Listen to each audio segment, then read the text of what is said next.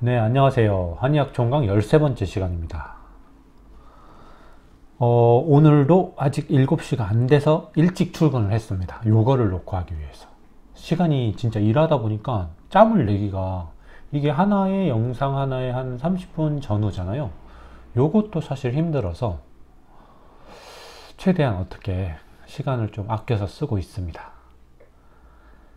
그리고 녹화한 걸 보니까 확실히 목소리가 조금 아쉬워요. 저도 좀 맑고 이렇게 전달이 잘 되는 목소리였으면 좋겠는데 어떡합니까? 어쩔 수 없죠. 그거는 조금 양해를 해주세요. 저 모태금연입니다. 모태금연인데도 목소리가 이 모양인 거니 그냥 이해를 해 주시길 바라며. 자, 이제 저번 시간에 총론이 끝났고 이제 강론을 할 건데 강론 파트에서는 일단은 어떤 식으로 진행이 될지만 설명을 드릴게요. 간단히. 일단은 철학적인 걸 배울 거예요. 철학적 관점. 철학적 관점을 배울 건데, 제일 처음 할 게 오늘부터 할 천인합일 사상. 그 다음에 음양론을 배우고 오행론을 배울 겁니다. 이제 철학적인 그런 관점이 딱 구비가 됐으니까 이제 뭘 하겠어요? 생리 쪽을 배워야지. 본격적으로.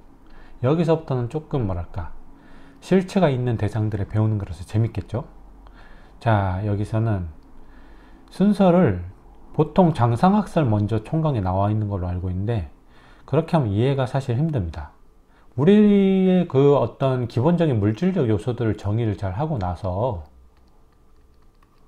장상학설을 들어가야 더 이해가 쉽거든요.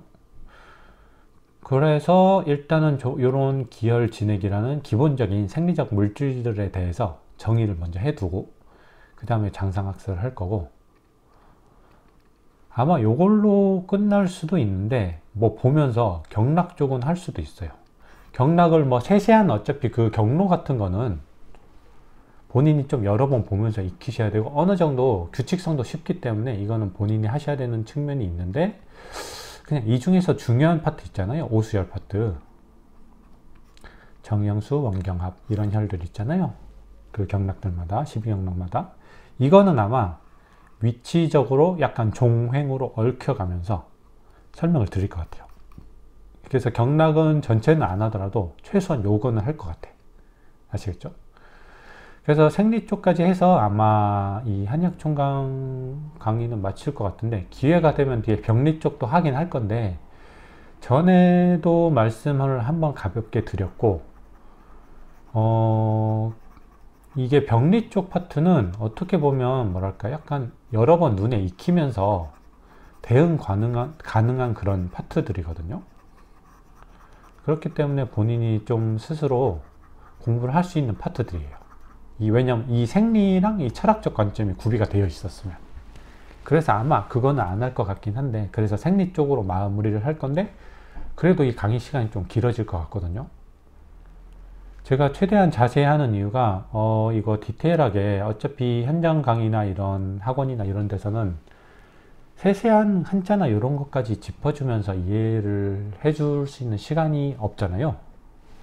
학교에서도 마찬가지. 학교에서도 사실 학부 이제 입학하시는 분들 한의대 그 강의에 대해서 너무 이렇게 기대를 많이 하고 가시면 안 돼요.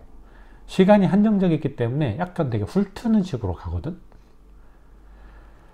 그래서 저는 그런 거랑 똑같이 하면 아무 의미가 없다고 생각하기 때문에 저는 최대한 유튜브라는 요 좋은 어떤 시간적인 뭐 공간적인 한계가 없는 요 좋은 툴을 사용해서 최대한 디테일하게 하려고 하니까 뭐 쓸데없는 얘기라고 너무 생각하지 마시고 다 이게 약간 도움은 될 겁니다. 본인이 공부하는 시간을 줄일 수 있으니까 시간이 길다고 하더라도 너무 이렇게 부담 갖지 말고 봐주시면 좋겠어요.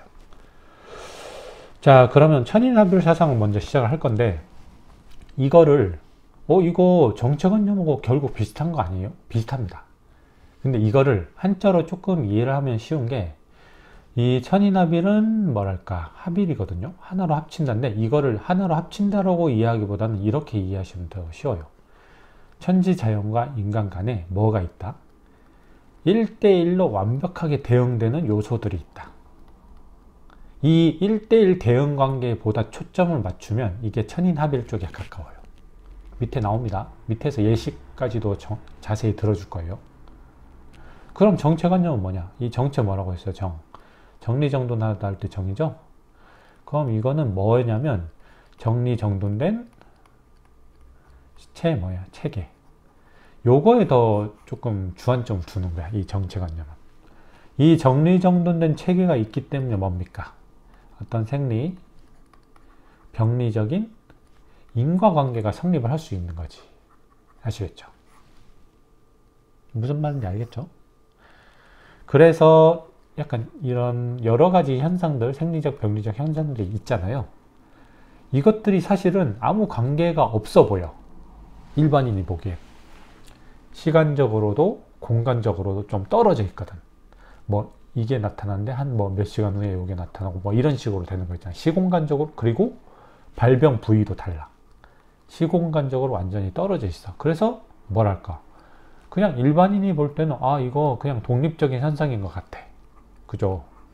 독립적인 현상인 것 같은데 이 안에 어떤 체계들이 있어. 얘네를 다 이어주는 체계들이 있기 때문에 가장 근본적인 원인이 있고 얘가 얘네를 뭐랄까 발병을 시킨 거지. 결과를 야기한 거죠. 이런 근본적인 체계 자체에 포인트를 두면은 정체관념이고, 천인합의는 뭐다?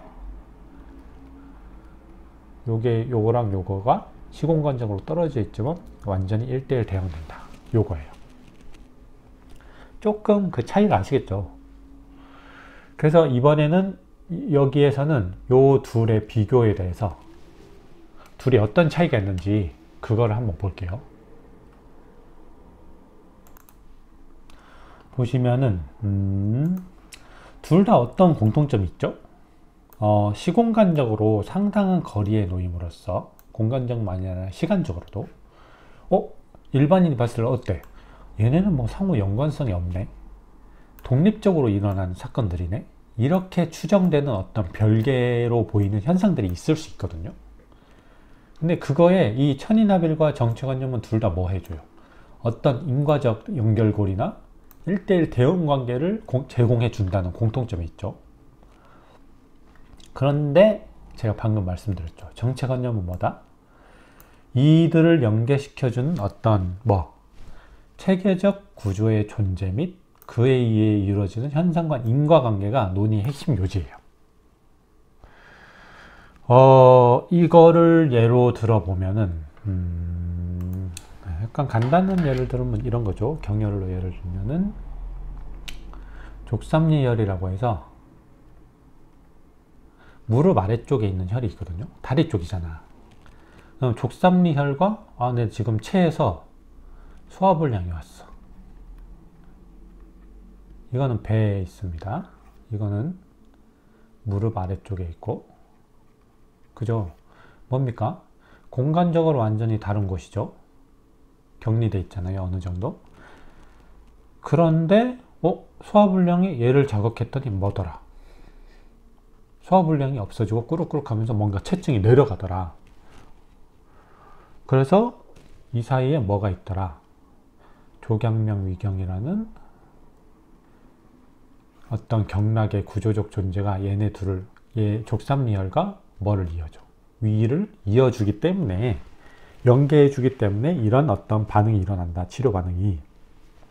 이런 어떤 인과관계, 요런 구조물, 이 둘 사이 시공간적으로 상당히 떨어져 있는 요 두 현상이나 조직 사이를 이어주는 요 경락이라는 구조물이 있죠. 요거에 포커스를 맞추면 뭐야? 정체관념이야.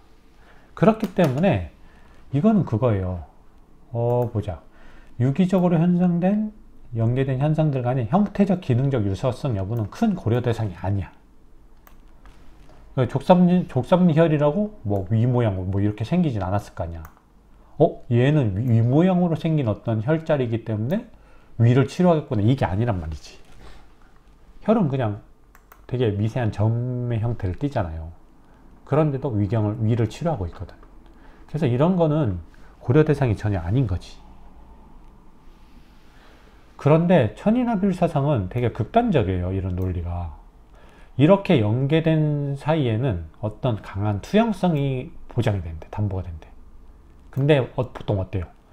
천지의 기운이 더 강력하잖아요. 그렇기 때문에 천지의 어떤 그런 요소들의 형태나 이런 걸 닮은 것들이 뭐마다 있다. 인체에도 그런 게 있다.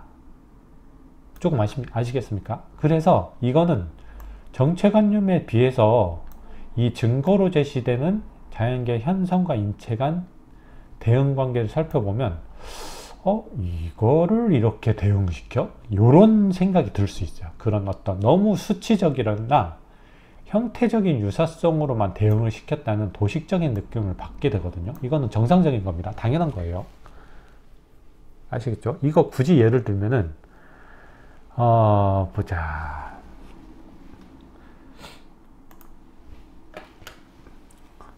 일단 수치적인 것 예를 들어 볼게요. 수치적으로 어떤 대응이 되냐면 약간 이런 형태야. 밑에서 다룰 건데 자연계에 365일이 있대. 그런데 인체 관절이 360관절이야. 여기서 어떤 생각이 들어? 이런 생각이 들죠. 당연한 겁니다. 그리고 자연계에 구주라는 게 있대. 9개 주. 이거 뭐냐면 그냥 중국을 9개 주로 나눈 거예요. 뭐 삼국지 많이 하신 분들은 그거 있죠. 형주, 익주 이런 거겠죠.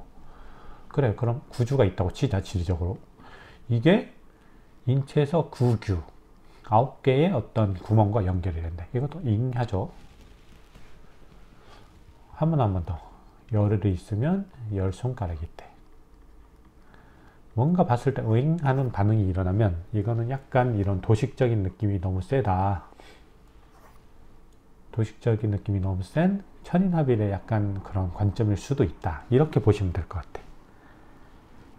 요 정체관념의 대응관계는 상당히 뭐랄까 고도로 체계화되고 논리적이거든요.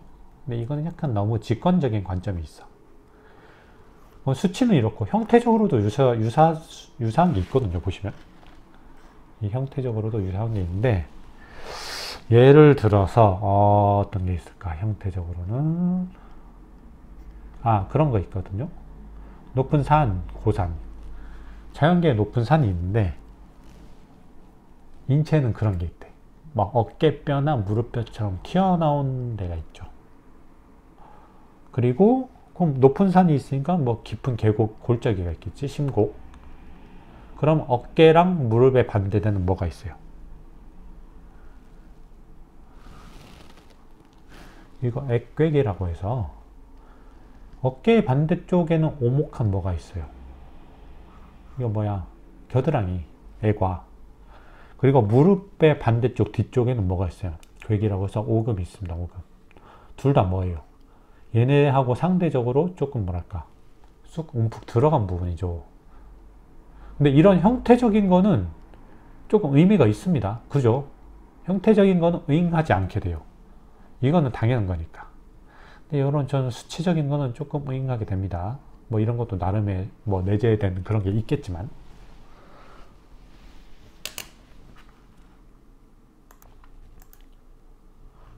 조금 이 둘의 차이 느낌 오시죠?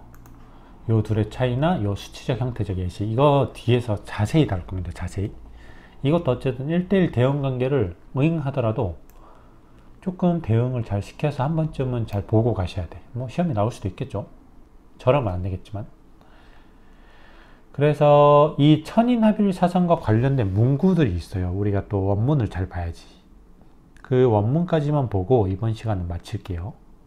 보시면은 천인합일 사상을 단적으로 표현해주는 대표적인 문구가 있거든. 많이 들어보셨죠? 인체는 소천지다. 인체는 소우주다. 그런 말이죠. 근데 이거를 천인합일 사상이라는 뭐예요? 1대1 대응관계. 1대1 대응관계 하에서 해석을 해야 되거든요. 이거를. 천인합일을 대표해준다고 했기 때문에. 그렇기 때문에 이거를 어떻게 구체적으로 해석을 하냐면 인체는 규모만 작을 뿐 뭐래? 천지와 구조적으로는 완전히 유사하게 배열된 구성품들, 즉 1대1로 대응이 되는 구성품들을 보유하고 있다. 이런 식으로 천인합일 사상 관점으로 해석을 하시면 되겠지. 아시겠죠? 자, 그러면 그 다음 문장이 제가 볼 때 조금 중요합니다.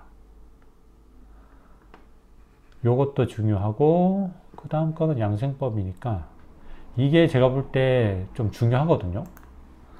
이게 왜 중요하냐 봅시다. 천인합일이 가능한 이유가 있어. 이게 인이잖아, 인. 뭐 물론 다른 동물하고도 어느 정도 합의는 되겠지만 사람이 조금 뭐랄까, 사람만이 유독 이 1대1 대응 관계가 강하다고 보는 관점이에요. 왜 그러냐 봅시다. 요약을 하면 이거지. 인체가 탄생 성숙되는 과정에서 천지의 분야가 투영된다. 이거는 무슨 말이냐? 자, 일단 봅시다. 일단 한자를 보면은 한자를 좀 봅시다. 여러분의 시간을 아끼기 위해서. 자, 이거 무슨 글자입니까? 이거 원래 넘어지다, 뭐 엎어버리다 그런 뜻의 복이거든요. 넘어지다, 엎어버리다. 그럼 넘어지다의 단어가 뭐가 있어? 전복되다. 여기에 복자로 쓰이고, 그리고 뭐 엎어버리다가 있거든. 뭐 번복하다. 뭐 뒤엎는 거 있잖아요. 그리고 또 유명한 거 복분자. 뭐야? 요강을 엎을 정도로 뭔가 소변을 보는 힘이 강해지는 그런 과일이죠. 복분자 좀 맛있죠? 개인적으로 좋아합니다. 근데 여기서는 이런 식으로 해석하면 안 되고 또 다른 뜻이 있어. 다른 음과 뜻이 있는데 부자가 있거든요. 부. 이거는 비슷하긴 한데 덮다요. 덮다. 뭔가 위에서 소뚜껑 같은 걸로 확 덮어주는 거지. 새어나가지 못하게. 그래서 하늘이 주어이기 때문에, 그리고 밑에 뒤에 지대랑 연결이 돼서, 지재랑 연결이 돼서 이게 덮다라는 식으로 해석을 하시면 되고, 요거 재 나오죠. 이거 실을 재예요. 실을 재. 싣다. 물건을 싣다. 그래서 뭡니까? 우리가 뭔가를 탑재하다, 적재하다, 다 실으는 거죠. 물건들 위에. 이런 재예요. 이거는. 그래서 이거는 천부지재라고 읽으셔야 돼. 아시겠죠? 이건 해석이 뭐냐? 땅이 실어준대. 어떻게? 아래에서 떠받치면서 실어주거든. 땅은. 느낌 오시죠? 그 다음에 하늘은 뭡니까? 천부지재야. 하늘은 덮어주는 거야. 즉 그 땅이 받친 그 외의 영역을, 모든 영역을 뒤덮어. 하늘은. 그럼 어떻게 돼요? 아니 뭐 이렇게 요런 거 있는데 냄비 뚜껑으로 이렇게 덮으면 어떻게 돼? 이 안에 어떤 폐쇄적인 시공간이 형성이 되겠죠. 즉 천부지재로 폐쇄적인 시공간이 일단 형성이 됐습니다. 뭔가 찔 때 완전히 이렇게 폐쇄적인 공간을 만들어야 뭔가 잘 쪄지잖아요. 새 나가면 안 되거든. 그래서 여기 받치는 게 땅의 역할이고, 여기서 위에서 완전히 이렇게 덮어주는 게 하늘의 역할이라 이거지. 자, 그러면 이렇게 되면 뭐 물건, 뭐 수육이나 이런 걸 찔 때도 잘 쪄지지만, 이제 하늘의 어떤 기운과 땅의 기운이 어떻게 됩니까? 교류하죠. 즉 그 사이에 닫힌 시공간에서 어떻게 된대? 천기와 지기가 중첩되면서 조화를 이루면서 당연히 인간을 포함한 만물이 고루 갖춰진대. 아시겠죠? 그게 이겁니다. 만물이 고루 갖춰진다. 근데 여기서 뭐래? 사람이 제일 귀하대. 사람이 제일 귀하다냐? 인간만이 가장 존귀한 존재가 된다. 이게 왜냐면 뒤에 나와요. 간단히 그냥 설명했거든. 사람은 천지의 기운으로 생하는 거, 이거는 만물하고 똑같죠. 여기 아까 천지의 어떤 기운이 중첩되면서 요렇게 생하는데, 사람만이 사시의 법에 의해서, 즉 사계절의 법에 따라서 태어난 다음에 완성이 되는 거야. 즉 인체가 탄생 성숙되는 과정에서 천지의 변화가 투영된다 이거지. 그러면 다른 만물들도 이런 사시의 그런 영향을 받으면서 이렇게 성숙되는 거 아닌가요? 자, 이게 어떤 차이점이 있습니다. 보시면은 다른 동물들은 거의 태어나자마자 바로 걷거든요. 인간을 제외한 다른 존재들의 경우 탄생 시점을 끝으로 천지와의 교점이 거의 단절된다. 그러니까 이거는 그거라고 보셔야지. 그러니까 다른 동물들은 그냥 활동성이나 이런 거 봤을 때 태어나자마자 사실 그냥 바로 걷기 시작하고 뛰기 시작하고 하잖아요. 그죠? 좀 달라, 인간하고. 그러니까 이미 완성돼서 어느 정도 완성된 상태로 태어나는 거야. 그러니까 그냥 성체의 미니미 버전이에요. 그냥 크기만 작은 거지. 그죠? 근데 인간은 어때요? 아니 이게 뭐 걸으려면 뭐 1년 2년 있어야 되고, 그죠? 1년은 있어야 되고, 말도 잘 못해. 혼자 뭔가 밥을 해결하지도 못해. 초반에는 뭔가 떠먹여주지 않으면 얘는 그냥 자연계적으로 봤을 때 되게 약한 존재죠. 뭔가 옆에서 계속 보살펴주지 않으면 초반에는 되게 취약한 존재란 말이야. 그런데 그러니까 이게 다른 동물들하고 결정적인 차이가 이거죠. 뭔가 거의 완성이 된 상태로 태어나는 게 아니야. 탄생이 일단 된 다음에 다시 여기서 레벨업을 하는데, 그러니까 탄생 전 10개월 동안에는 엄마의 영향을 받으면서 계속 뭔가 자라나고 기본적인 베이스를 갖추고 태어나고, 이제 태어나면은 계속 몇 년간 뭐예요? 천지 자연과 자기가 직접 호흡하고 직접 영향을 주고받으면서 이제 레벨업 하면서 성장이 어느 정도 완료가 되는 거지. 그래서 짧게 보면 뭐 1, 2년인데 이게 길게 보면 정말 몇 년에 걸쳐서 일어나잖아요. 뭐 10여 년에 걸쳐서 일어난다고 볼 수도 있지. 사춘기까지 고려를 하면, 여성분들 초경이나 이런 거 할 때까지 보면. 그래서 사실 인간은 그 다른 동물들에 비해서 이렇게 성장이 완료되는 시점이 출생 후에도 상당히 깁니다. 그런 결정적인 차이가 있죠. 그렇기 때문에 인간을 제외한 다른 존재들의 경우 그냥 미니미이기 때문에 탄생 시점을 끝으로 거의 교점이 단절된다고 보시면 돼. 근데 인간은 어떻게 돼? 탄생 이후에 이런 계절의 변화가 계속 수년에 걸쳐서 투영되거든요. 상당히 더딘 과정을 거쳐서 성장이 완성돼.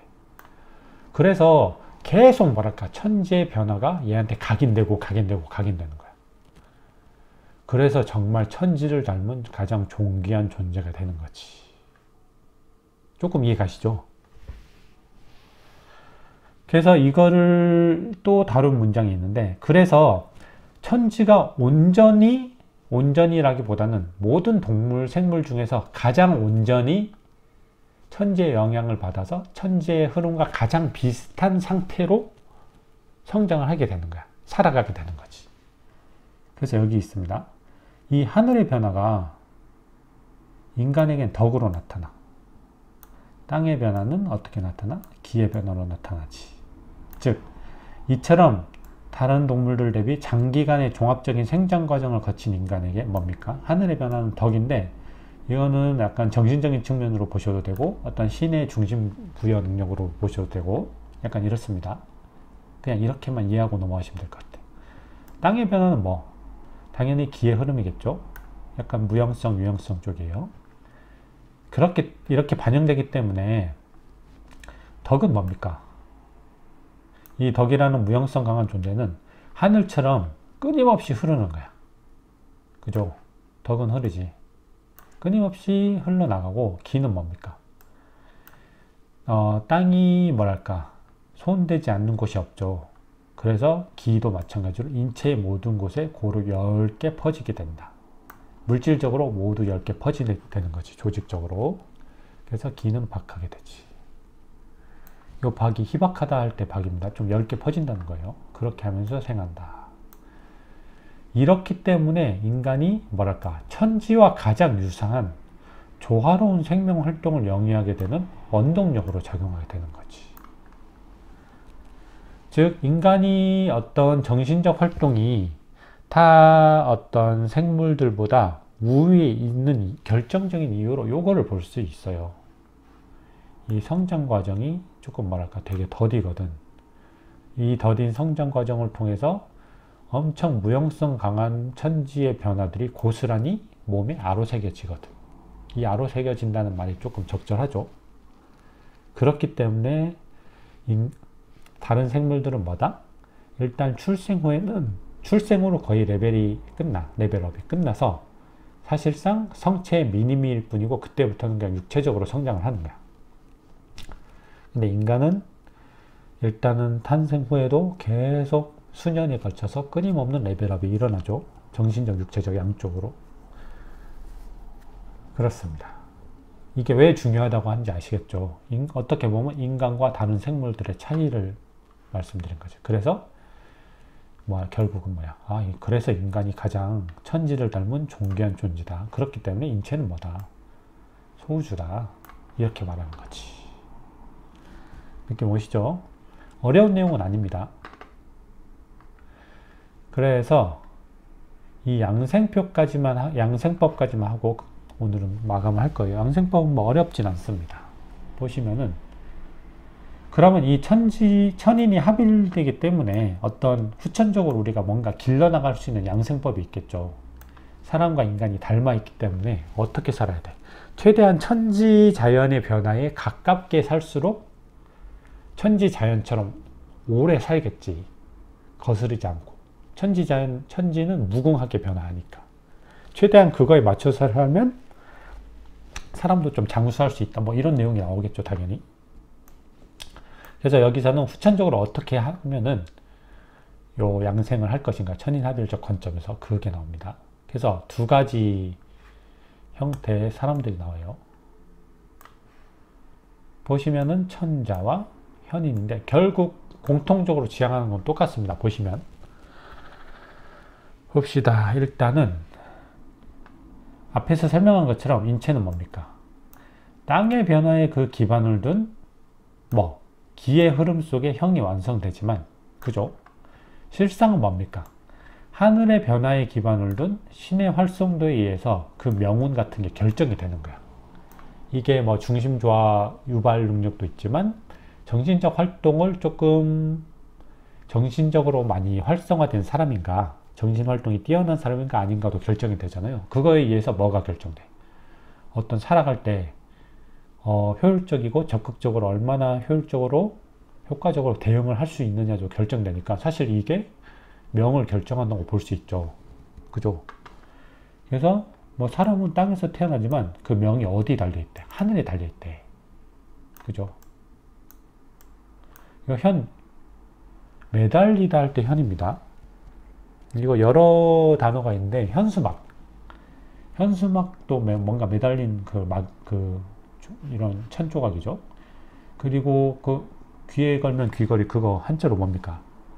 이현령, 비현령 할 때 이현자입니다. 이거 매달리다. 즉 하늘에 좀 매달려 있다. 하늘이 결정한다. 요런 말이야. 그죠? 이것도 이렇게 거칠게는 이렇게 해석을 할 수도 있어요. 이거는. 사람이 성장할 때는 어떻게 해요? 생장할 때는 주로 뭐에 의해서 생장을 합니까? 좋은 공기를 마신다고 육체적으로 성장하진 않죠. 잘 먹어야지. 그죠? 그래서 땅이 만든 어떤 오미에 의해서 생장이 되죠. 그래서 보면은 거칠게 표현하면 이렇게 볼 수도 있어. 생장은 결국 뭐에 의해서 이루어지는 거야?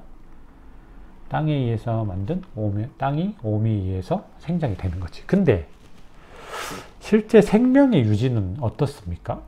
둘 중 뭐가 커요? 오미와 오기 중에. 오기가 더 약간 직접적일 수도 있거든. 왜? 이거 음식 안 먹어도 일주일 정도는 살 수 있거든요. 근데 요건 뭐야? 일주일은 고사하고 7분, 5분도 못 살아요. 요게 끊기면은. 그죠? 이게 어떻게 보면 실질적으로 명과 가장 더 직접적으로 연관된 건 요 하늘이라고 볼 수 있지. 하늘의 오기. 그리고 생장은 땅의 오미. 이렇게 볼 수도 있을 것 같아요. 그죠? 둘 다 조금 이해가 가죠? 즉 이렇게 천지의 기가 조화되며 인간이 태어나는 거야. 그죠? 다른 동물들에 비해서 상대적으로 요거를 또 많이 조화롭게 봤겠지. 이 중에 태어난 후에도, 그러니까 결국 천자나 이 현이는 똑같아요. 우리가 천인합일 속에 태어났잖아. 그렇고 이 천지자연의 무궁무진한 변화에 따라서 오래 살려고 하면은 결국 얘네를 따라가야 돼. 거스르지 말아야 돼. 계속 나오는 얘기인데, 즉 사시의 변화에 순응하면서 천지가 부모가 된대. 즉 뭐래? 천지를 부모처럼 소중히 여겨. 즉 천지 변화, 자연의 변화에 발맞춰서 살아가는 거야 이게. 그러면은 어떻게 돼? 만물의 변화에도 당연히 통달하게 되겠죠. 이거는 부수적인 효과죠. 이러한 자를 뭐라고 한다? 천자라 한다. 아시겠죠? 간단한 내용입니다. 그 다음에 현인에 대해서 볼게요. 현인. 여기서도 한자를 몇 개 찍어 보면은, 요거 뭡니까? 요거 배자예요. 배. 이게 어떻게 보면 천인합의를 대표하는 어떤 단어라고 볼 수 있는데, 배.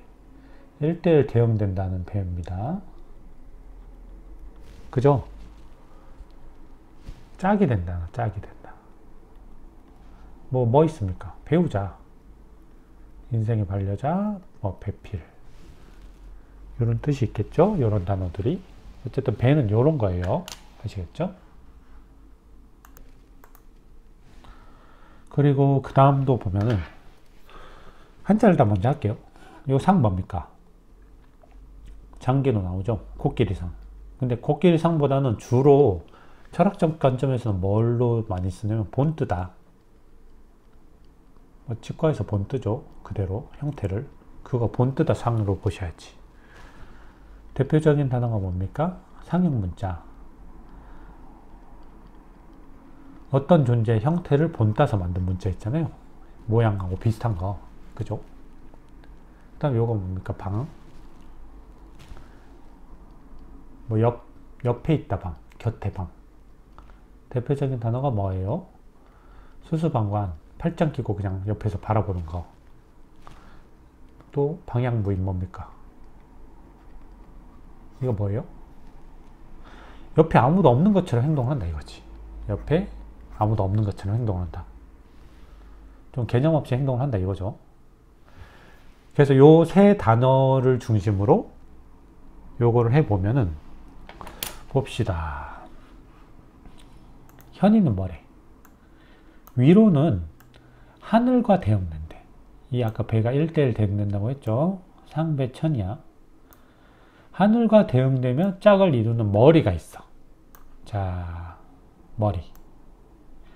머리가 왜 이거는 그래서 형태적으로 1대1 대응시키는 거니까 뭐예요? 전형적인 천인합일이죠. 천인합일에서 뭐야? 형태적 유사성에 포커스를 맞추는 거지. 그죠? 보시면은 하늘과 접한 머리의 형상은 어때요? 천구와 같이 급격한 곡선 형태를 띠죠. 비슷하죠? 땅이 있고 하늘도 있는데 하늘은 이렇게 동그랗게 감싸고 있어. 그죠? 머리도 어때? 동그란 모양이잖아. 여기가 하늘과 접하는 부분이 가장 동그랗죠. 그죠? 그럼 이런 형태를 띠고, 아래로는 뭡니까? 땅을 본뜬 발. 땅도 완전히 평평하지 않지만 약간은 곡선이 있지만 이 곡선이 어떻습니까? 완벽한 곡면 형태의 천구보다는 덜하죠. 그래서 발에도 아치가 있지만 발바닥은 땅과 같이 하늘보다는 완만한 곡선 형태일 때요. 좀 닮았죠? 발도 약간 옆에서 보면 이렇게 생겼잖아요. 발바닥 쪽이 약간 이런 식으로 생겼잖아요. 아치가. 이게 없으면 평발인 거죠. 가운데로는 뭡니까? 가운데로는 그거야. 하늘과 땅의 가운데 어떤 사람들과 접하면서 생기는 모든 인간관계에서 생기는 일들이 나타나죠. 인사와 항상 접하면서 각양각색의 유기적인 오장. 그러니까 어떤 조직적인 어떤 사회생활이 벌어지죠. 그거랑 마찬가지로 인체에는 뭐가 있어? 오장이 있지. 얘네가 조직적으로 어떤 그 12장을 저번에 뭐라고 했어요? 12관의 비유를 했잖아요. 그거예요. 사람들이 어떤 그런 관직에 종사하면서 살아가는 게 뭐랑 비슷한 거야? 오장육부의 존재와 비슷한 거지. 이런 협조적인 그런 생리적 관계와. 즉, 요렇게 관계된 것들을 각각 하늘과 땅, 인사, 본연의 성질에 부합하도록 자양하면서 살아간대. 다 뭐한대? 양족, 양두, 양오장하면서 살아가는 거야. 이런 사람이 현인이라 이거지. 즉 뭐랄까 약간 위에 요 천자보다 구체적으로 설명한 건데 머리 쪽은 약간 하늘하고 조금 더 닮게, 뭐 발 쪽은 땅하고 조금 더 닮게, 요쪽은 뭐야? 오장 쪽은 우리가 살아가는 인사, 인간관계와 비슷하게 뭐랄까 조직적으로 약간 이런 식으로 자양하면서 살아가야 된다 이거지. 각각의 어떤 변화 본연의 성질에 맞게. 그죠? 그래서 뒤에 이런 것도 나옵니다. 청기는 뭐를 통해 들어오죠? 폐를 통해 들어오지 당연히. 그죠? 지기는 뭐? 목구멍을 통해 왕래하죠. 우리도 뭔가 요 목구멍 일자입니다. 뭐 오미를 뭐 밑으로 먹을 수는 없잖아요. 입으로 먹는 게. 입을 통해 목구멍으로 들어오는 게. 둘 다 어떻게 보면 후두 인두를 통해서 들어오는 거죠. 목 쪽을 통해서. 그래서 이렇게 이천지인 요런 각각의 성질에 맞춰서 대응해서 자양하면서 살아가는 사람을 현인이라고 한다. 결국은 천자와 현인이 같은 말이에요. 그죠? 그래서 요거 하늘은 둥글고 땅은 뭐다? 평평하다. 뭐가 나 있다? 둥근 거에 비해서 뭐가 나 있다. 이거 뭐예요? 밑에도 나올 건데 대표적인 문구가 천원지방이지. 그죠? 요거에 의해서 머리가 둥그레지고 발은 뭐 평평해진다. 요거지. 대표적인 그 천인합일의 문구이기도 합니다. 천원지방. 아시겠죠? 그래서 오늘 천인합일 사상은 여기까지 하고 다음 시간 내용이 조금 더 중요할 수도 있는데 요겁니다. 천인합일 상응표에 대해서 다음 시간에 이거는 사실 한자랑 어떤 내용 그 의미만 알면은 배치가 그나마 대응이 쉬워요. 그래서 한자를 자세히 보면서 한번 이게 어떤 내용인지 이해를 하고 1대1 대응시켜야 돼. 한자를 통해서. 아시겠죠? 그래서 오늘은 여기까지 하고 다음에는 요 천인합일 상응표에 대해서 할게요. 그러면 천인합일 사상 첫 시간 이걸로 마칠게요. 감사합니다.